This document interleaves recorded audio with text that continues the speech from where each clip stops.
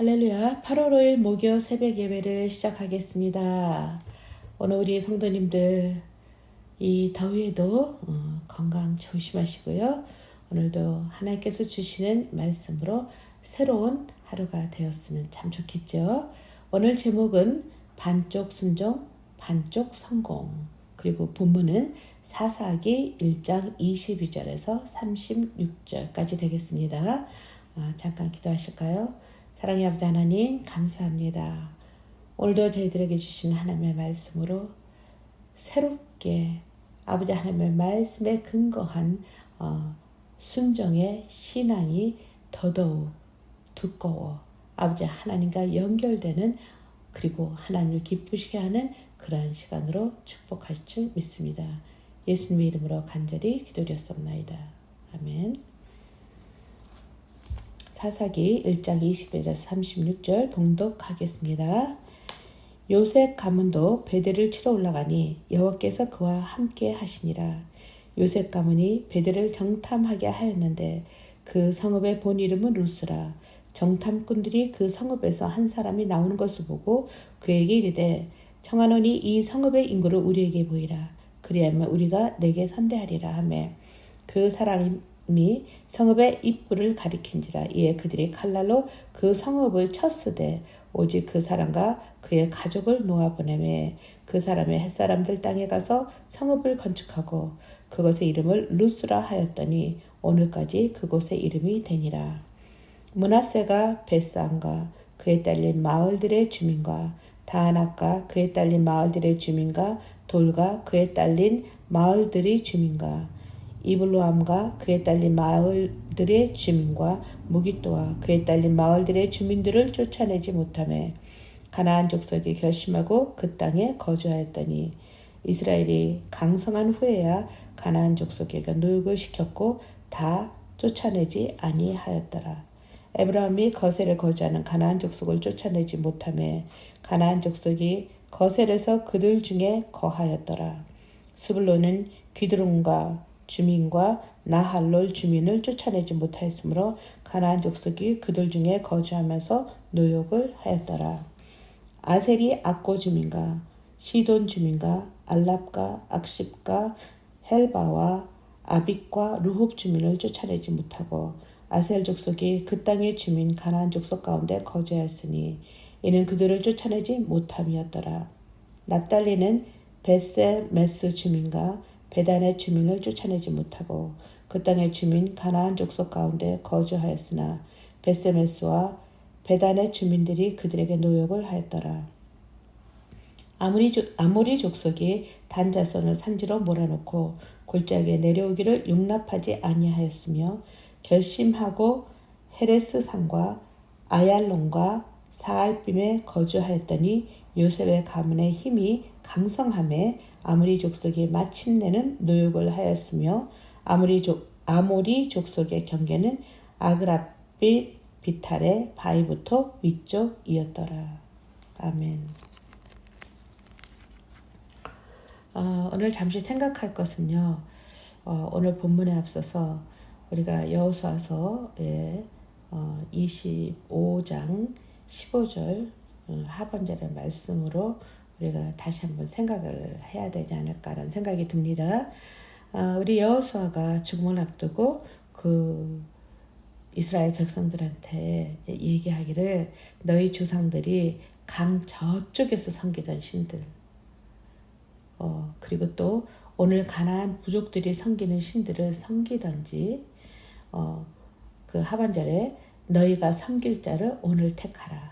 오직 나와 내 집은 여호와를 섬기겠노라 라고 이렇게 말을 하고 나서요. 그 일이 있은 후에 여호사는 110세의 일기로 생을 바치게 되죠. 사실 그 이스라엘 백성들이 광야 생활을 이제 마치고 가나안 정복과 그 정착을 하는 그 단계를 우리가 세 단계로 보는데 첫 단계는 모든 이스라엘 12지파의 공동 출전으로 임시 정착지를 확보하게 되고요. 2단계로는 12지파가 가나안 땅에서 아주 공평한 분배를 받게 됩니다. 그리고 세 단계에서는 오늘 할당된 그 영토 내에 남아있는 그 가나안의 부족들을 멸절시키라는 그 주제로 정복을 이제 마감을 하게 됩니다. 물론 이것도 하나님께서 주신 명령이기도 합니다. 그런데 우리가 일상적으로 생각을 할 때, 이제 보편적 생각으로 보면, 하나님께서 이스라엘 백성들이 유목생활 할 때는 아주 강력한 지도자들이 있었습니다. 그러니까 우리가 맨 처음에 믿음의 조상 아브라함과 또 이삭과 야곱과 또 더 나아가 노아 등 그 부족장들, 강한 부족장들이 있었고요. 그래서 그들을 세워서 그들의 인도자가 되게 하셨죠. 더 나아가는 우리 강력한 지도자 모세, 그리고 그 후계자로서 우리가 여호수아까지 세우셨는데, 이제 이 사사기 시대에 들어오면서 이제 그 유목 생활은 이제 끝나고 이제부터 농경 생활을 하게 됩니다. 농경 생활을 한다라고 하는 것은 이제 정착지가 이제 책정이 되어 이제 거기서부터 생활이 시작된다라는 거죠. 그래서 이제 이들의 그 생을 살아가는 그 바퀴들이 이제 하나씩 생기게 되는데요. 정치, 경제, 또 사회, 문화, 또는 국방, 이러한 것들에 봐서는 아주 강력한 왕이나 지도자가 있어야 되잖아요. 그런데도 불구하고 우리 사사시대에는 왕이 없었어요. 그리고 여기에서 사사가 하는 일은 어떤 일이 일어났을 때, 전쟁이 일어나고 그러한 일이 일어났을 때 그 전쟁의 그 전두 지휘를 맡아서 하는, 즉 하나님의 심부름꾼이라고 그렇게 생각하면 되겠죠. 그렇게 세우셨어요. 근데 오늘 본문은 유다나 시몬 지파의 경우와는 달리, 앞절에서 얘기하는 유다나 시몬 지파의 경우와 달리 하나님의 명령을 수행하는데 어찌 보면 게을렀고, 또 다른 지파들은 어떤 식으로 했냐면 가나안 족속을 하나님께서는 전부 다 멸절하라고 얘기하고 있지 않습니까? 그런데 오히려 그들과 혼합하고 동화되어가는 그러한 것을 지금 보이고 있습니다. 아마도 그들은 유다 지파의 일부 그 실패를 목도하고 나서 가나안 족속들에 대하여 강한 두려움과 또 사기가 위축되었기 때문에 그들이 제대로 하지 않은 것도 있겠지만 가장 큰 것은 그들은 하나님의 능력을 온전히 신뢰하지 못했고, 그야 말이지 인간적인 생각에만 사로잡혀 아예 싸움을 회피했다라고 봐야 되겠습니다. 특히 단지파는 그들에게 할당된 그 기업조차도 제대로 지키지 못할 만큼 아주 불신앙적이었다고 그렇게 말씀드릴 수가 있습니다. 게다가 여기 하나님이 금하신 우상을 가까이며 하나님이 진멸하라고 명하신 가나안의 거민들을 어떻게 했습니까? 자신들의 편리대로 부리는 불순종의 극치로 달리고 있어요. 이러한 세월이 지금 우리 사사기 시대가 350년에서 400년 정도에 이르게 됩니다. 즉 얘기해서 우리가 보면 신명기 7장 15절의 내용으로 보면 이스라엘 백성들의 그 배교에 대한 우상 숭배에 대해서 철저하게 경고를 이미 하셨습니다. 그래서 가나안의 7 부족의 멸절을 명령하셨고, 그리고 여기에서 그렇게 동화될 수 있는 조건 중에 하나가 뭐냐면, 가나안에 들어가면 농경생활이 시작되는데, 그 농경생활이라고 하는 것은 진짜 농작물을 재배해야 되지 않습니까? 그러니까 그 농작물의 절대 요소인 비와 햇빛이라든지 이러한 것들을 천연적인 조건으로, 그 천연적인 조건조차 이것이 하나님께 속해 있지 않겠습니까? 그럼에도 불구하고 7족속이 섬기던 신들을 그 답습하는 우를 범하게 됩니다. 그래서 풍요의 신이 금오스라든지 이런 말들이 지금 계속 이제 뒤에 나오게 됩니다. 결국 그들의 불신앙과 불순종의 결과로 그 남겨둔 가나안의 거민들은 장차 그 이스라엘 백성들에게 올무와 덫이 되고 또 그들의 채찍과 가시가 되어 나중에 이스라엘은 그 응분의 대가를 치러야만 됐습니까? 즉 얘기해서 불순종의 대가가 되죠. 그래서 어찌 보면 이 가나안 땅에 들어와서 그들이 삶 속에 뿌리내린 그 물질적 사고는 확실히 하나님과 그 1대1의 관계는 사라지고요.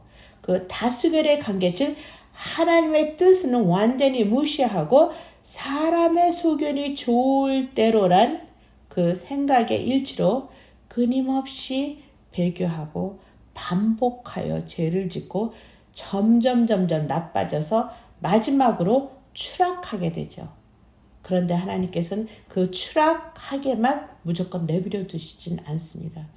그래서 하나님께서는 절대로 나의 백성이 악에게 진멸당하지 않도록 계속해서 누구들을 세웠다고요? 사사들을 세워 반복된 죄를, 그 죄를 통해서 징계를 내리시고 징계로 인해서 또 이들이 회개하고 또 용서를 끊임없는 사랑에 그 하나님이 그 백성을 사랑한다라고 하는 그 실천을 보여주고 계셨어요.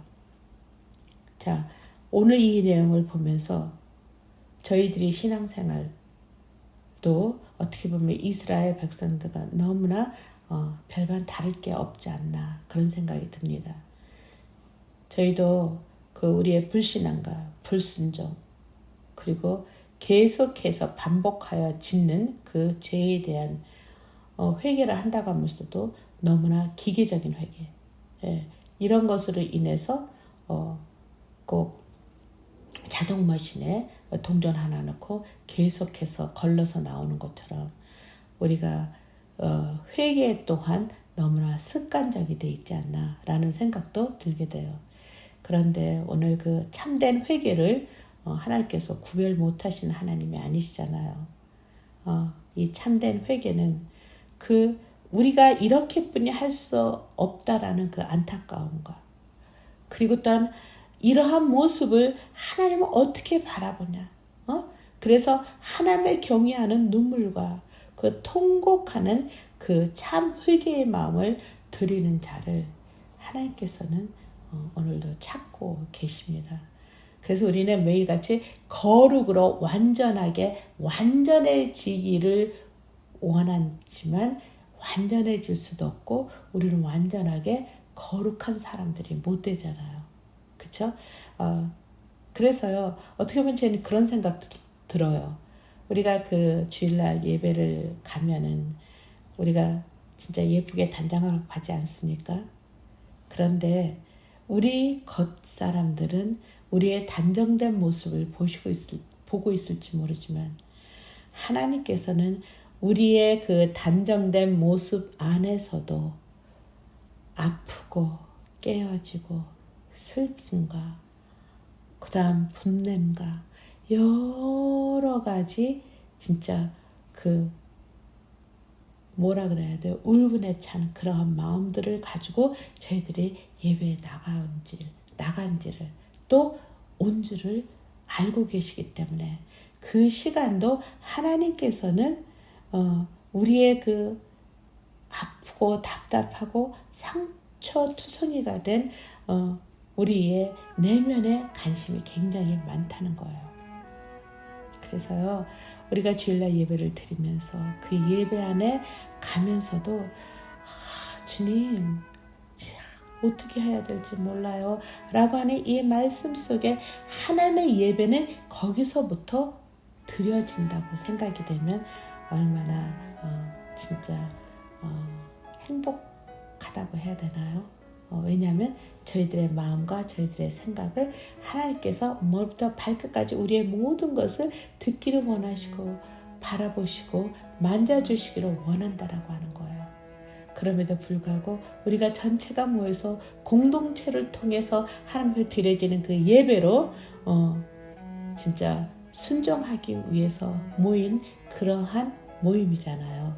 예, 그 안에 절대적으로 오늘 그 제목처럼 반쪽의 순종이라든지 반쪽의 성공이 아니라 절대적인 순종과 온전한 그 하나님께 주시는 그 은혜의 성공, 그것으로 인해서 하나님께서 만져주심을 다시 한번 하나님께 영광과 감사를 드리시는 그러한 매 순간순간의 예배와 순종의 시간이 됐으면 참 좋겠습니다. 그렇죠? 예, 기도하겠습니다. 사랑의 아버지 하나님, 감사합니다.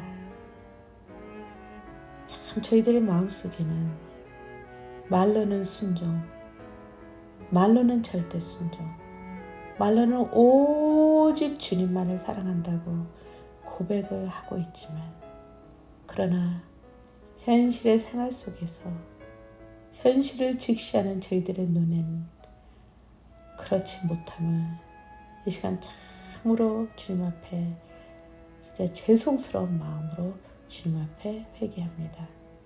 아버지 하나님, 함께해 주셔서 저희들이 하나님의 말씀 안에 순종할 수 있는 힘, 그것은 오로지 주님께서 주시는 성령의 힘으로 이길 수 있음을 이 시간 다시 한번 주님 앞에 고백함으로 아버지 하나님께 영원히, 아니 영원 끝까지 주님과 함께하는 그런 믿음과 함께하는 우리 모든 공동체로 서로가 서로를 위로하며 사랑하며 섬기는 그러한 전체의 예배 공동체가 될 수 있도록 주님께서 인도하실 줄 믿습니다.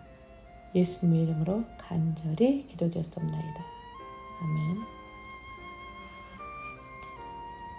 이제는 우리를 구원하여 주신 그리스도의 은혜와 변함없이 저희를 사랑하시고 저희들을 격려해 주시고 또 성령을 저희들에게 주셔서 매일매일 이길 수 있도록, 그래서 저희들의 불순종한 마음과 또 여러 가지 혼탁해져 있는 그 모든 것들을 다시 한번 주님 앞에 품어내며 회개하며 다시 한번 설 수 있는 놀라운 시간을 주심에 이 시간 고개 숙인 모든 당신의 백성들 위에 지금으로부터 영원히 함께 하시기를 간절히 축원하옵나이다. 아멘.